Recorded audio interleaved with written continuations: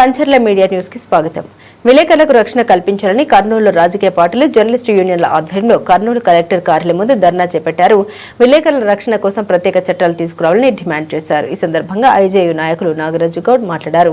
చిత్తూరు జిల్లా పలమనేరు నియోజకవర్గం బీకోటకు చెందిన ఆంధ్రజ్యోతి విలేకరి జగన్మోహన్ రెడ్డిని దారుణంగా హత్య చేసిన దుండగుల్ని కఠినంగా శిక్షించాలని విలేకరులు డిమాండ్ చేశారు. విలేకరుల రక్షణ కోసం వెంటనే హైపర్ కమిటీలను ఏర్పాటు చేయాలని రాష్ట్ర ప్రభుత్వాన్ని డిమాండ్ చేశారు. బాధితుడి కుటుంబానికి ₹1 ఎక్స్గ్రేషియో ప్రకటించాలని కోరారు.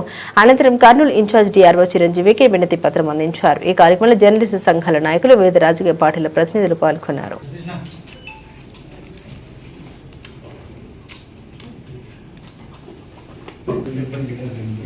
రాసినందుకు హత్యకు గురి కావడం అనేది బాధాకరం. అంటే నిజాలు రాసే హత్యలు చేశారా అనేది మేము ఈ సందర్భంగా ప్రశ్నిస్తున్నాం.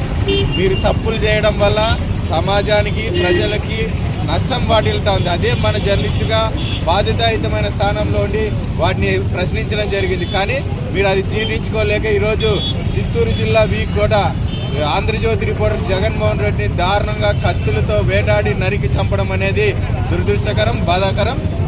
ఎవరైతే ఈ జర్నలిస్టు పైన దాడి చేశారో వాళ్ళపైన వెంటనే గుర్తించి అరెస్టు చేసి కఠినంగా శిక్షించాలని డిమాండ్ చేస్తున్నాం.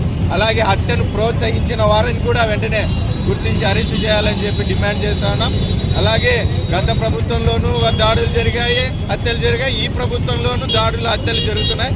ఏ ప్రభుత్వాలు మారినా, ఎన్ని ప్రభుత్వాలు మారినా జర్నలిస్టుల పైన దాడులు, హత్యలు మాత్రం ఆగడం లేదు. ఇది చాలా బాధాకరం. అసలు ఇది ఇలాగే జరుగుకుంటూ పోతే భవిష్యత్తులో సమాజంలో జరుగుతున్న అవినీతి, అక్రమాలు, అన్యాయాలు, దుర్మార్గాలు బయటికి వచ్చే పరిస్థితి ఉండదు. అంతిమంగా ప్రజలకు నష్టం వాటిల్లే ప్రమాదం ఉంది. కనుక ఇవన్నీ పాలకులు గమనించాలి.